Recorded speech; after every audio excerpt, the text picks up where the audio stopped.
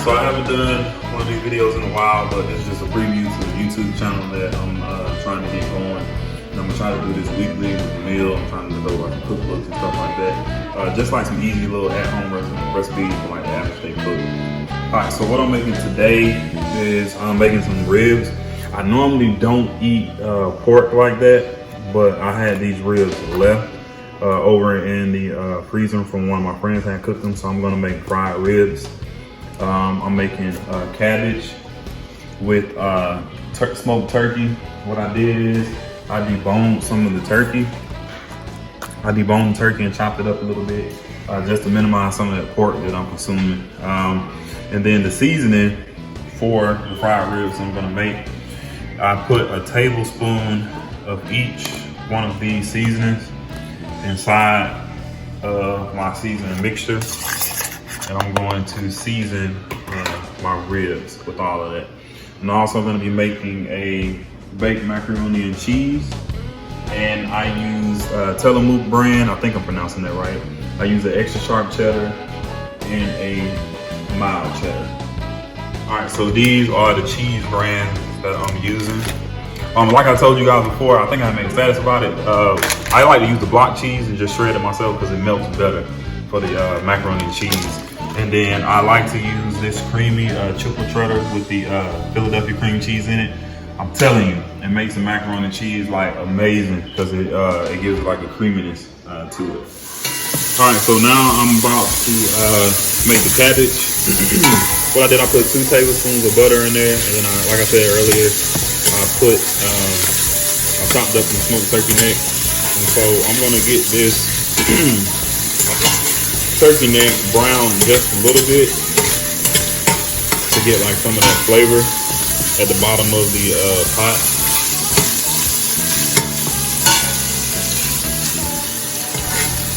Fire up just a little bit.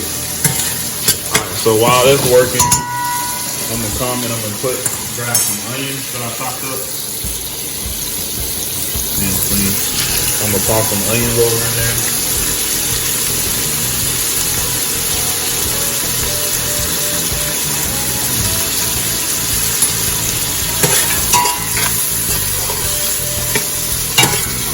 Saute that around in there.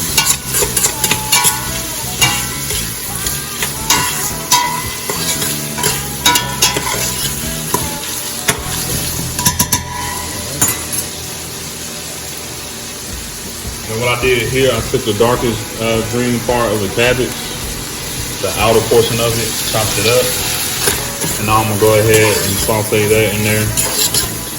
I believe it just gets like the cabbage a little bit softer and cook a little faster. I really don't know why. I do it that way. That's just how my mom taught me how to do it. And that's how we were taught how to make cabbage. Put that dark green part in there first. And then so you have it in there. If you like kind of look, you can see that the cabbage and the onions are becoming a little bit translucent.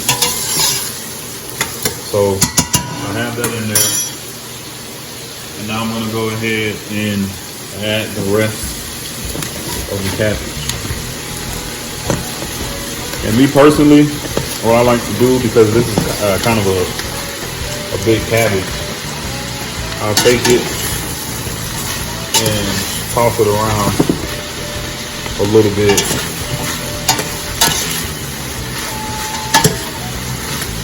Between doing that. Adding it in the pot.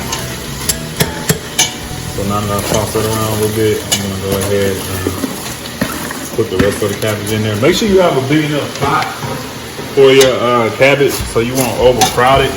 You have room to actually work it. So my mom, she used to make cabbage, and sometimes she used to overcrowd the pot, and you would get like a whole bunch of stuff falling out and all over the place. I just used to hate it. So what I'm gonna do now, I'm gonna take about a tablespoon of salt. This is just the kind of salt that I like to use. It's just my personal preference. I'm gonna do about a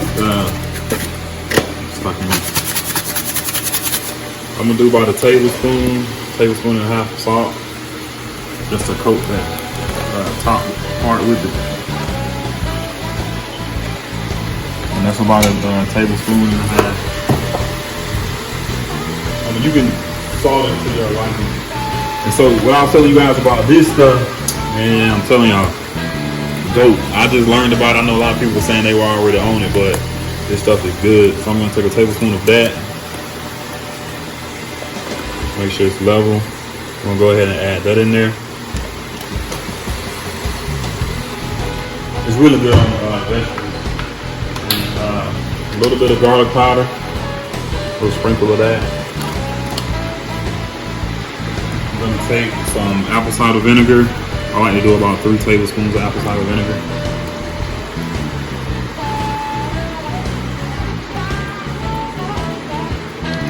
Pour it in there. Get us a quick little mix.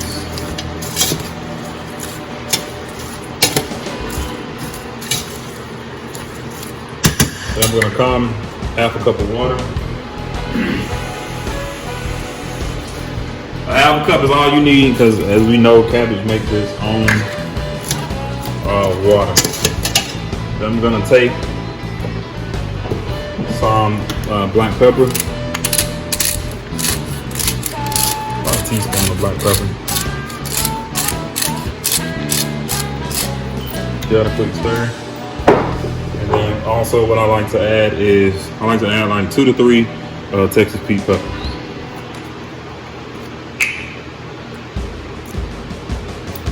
Put 2 in there because some kids eating it. I don't want to make it too spicy. All right, now I'm gonna give this another stir.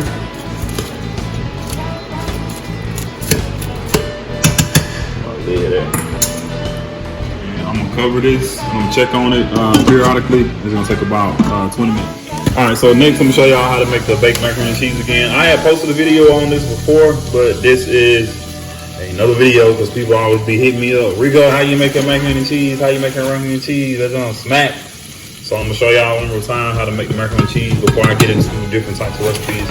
So what I'm doing now, I melted, I like to do even amounts of everything.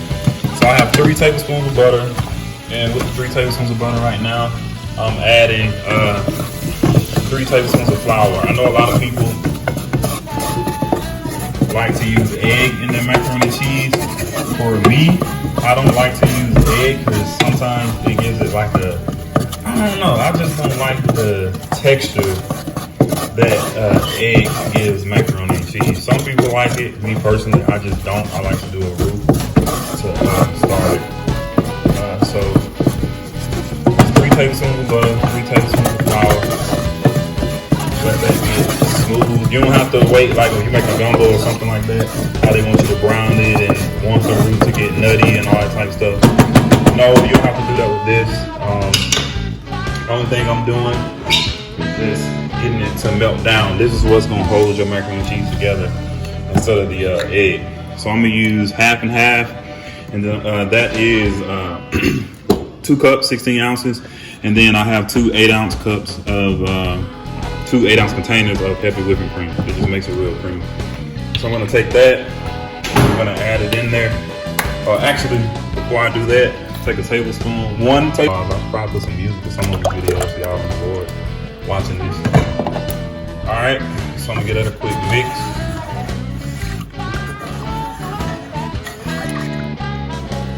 I'm gonna let that mix. All right, so now that this has had the chance to warm up and it's trying to thicken up, it takes a little bit for it to thick up, and really what makes it thicker is the heat. So this is my cheese that I shredded up. I use the Tillamook cheese, sharp cheddar, and I think mild cheddar. And then I use that mixture. If you look at the video earlier, they'll show you what type of cheese I use. There's a lot of cheese. So what I'm gonna do is I'm gonna take it and I'm gonna start incorporating it into the mixture on the stove. I'm gonna use about half of this once I mix it all up. I'm gonna save half for the actual noodles. And when you do, what I like to do, I'm sure it's probably common sense to most people, but what I like to do is after I shred the cheese up, I put it back in the refrigerator to make sure that it stays solid. I don't leave it out. So I'll shred it while I'm prepping everything, and I'll put it back in the refrigerator. So if you saw, I had put a tablespoon of salt in there earlier. What I'm gonna do now, believe it or not, I put Lawry's in the macaroni and cheese. So you're gonna take this, I'm gonna sprinkle it on top. About a half a tablespoon. If you wanna add more as you taste your macaroni and cheese, you can. But just remember, before you finish your cheese sauce or put it on your noodles, you wanna make sure you taste your cheese sauce. Because if you don't like the way your cheese sauce tastes, how you gonna expect somebody else to like it? So what I'm doing now is putting a tablespoon of mustard in there. Give it a little zestiness. You got a Trader Joe's, I got these from Trader Joe's. Alright. So I have that in there. And then just let this melt down and get creamy, and then y'all gonna see what I do next. All right, so now my cheese sauce has thickened up.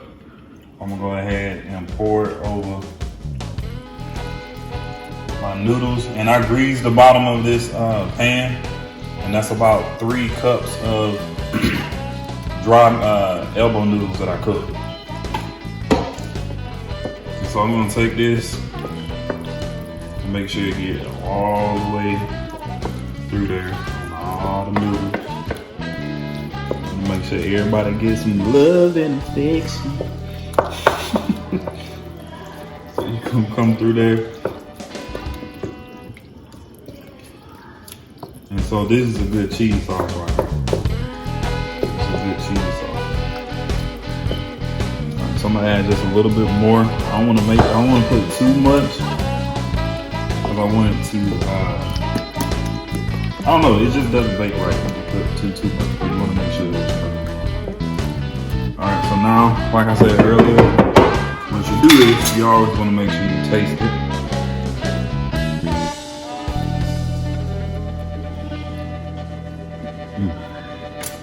Oh yeah, that's it. This the one. So I like to give it a little spread real quick. I'm gonna take my cheese mixture that I already got mixed up with my 3 cheeses. And of course, I'm gonna good. Sprinkle it on top.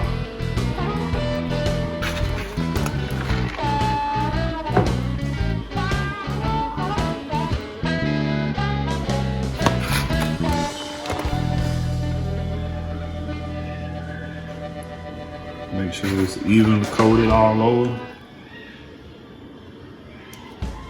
Don't like to put too much. I know some people are like, what you mean? That's already a lot. It's not, trust me.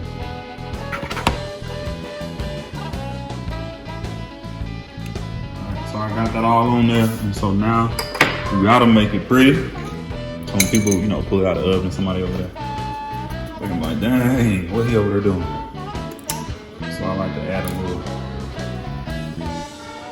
parsley on top for color.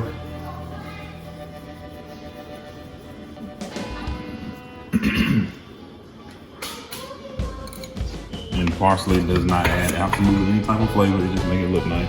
That's just my opinion. And I'm gonna take some smoked paprika.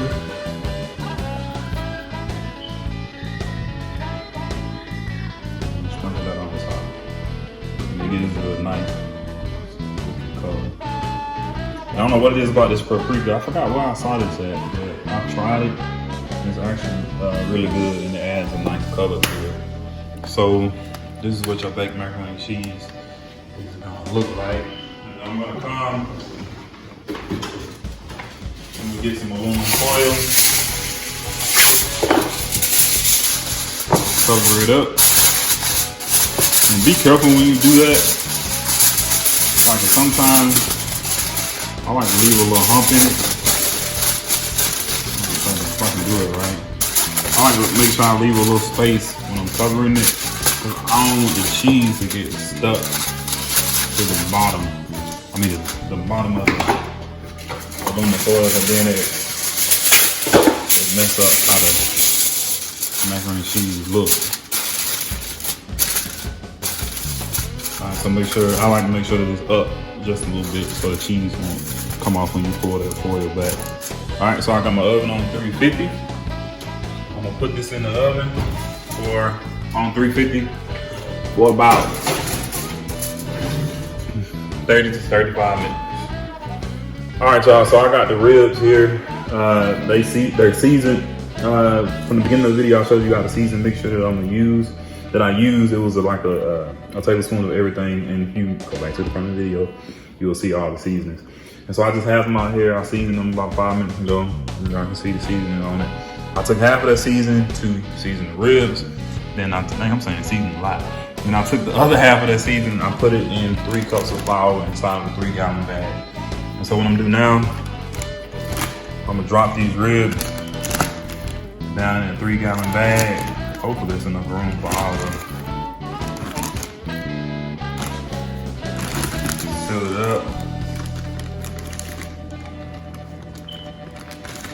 I'm gonna have some music and stuff for y'all in the background next time.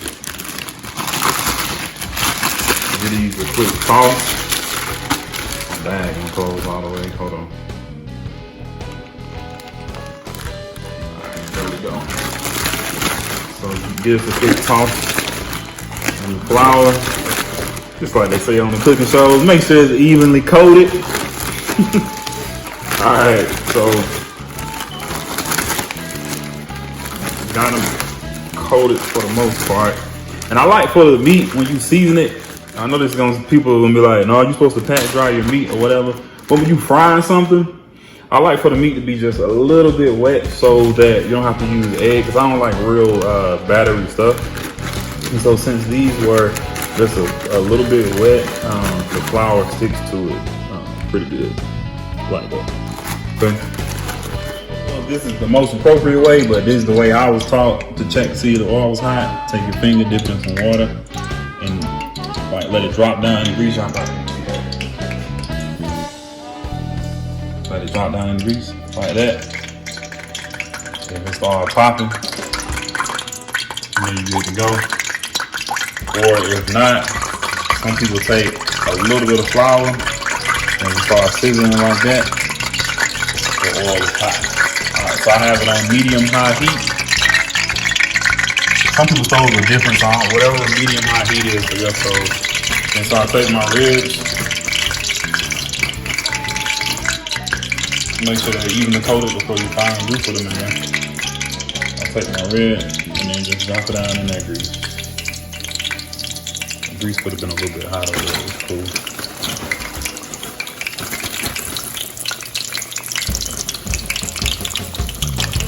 I'm gonna put about 3 in here at a time because everybody knows you don't want to overcrowd the pot. You're gonna drop the temperature of the oil down too much and then it won't fry correctly. Right. And then you want to fry those, flip them over about 5 to 7 minutes.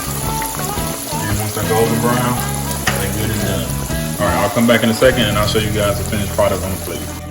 All right, so this is the macaroni and cheese fresh out of the oven. I had to keep it in there a little bit longer with that Tillamook cheese because it's like I guess it's a natural cheese and it makes more oil to let it really kind of bake and brown.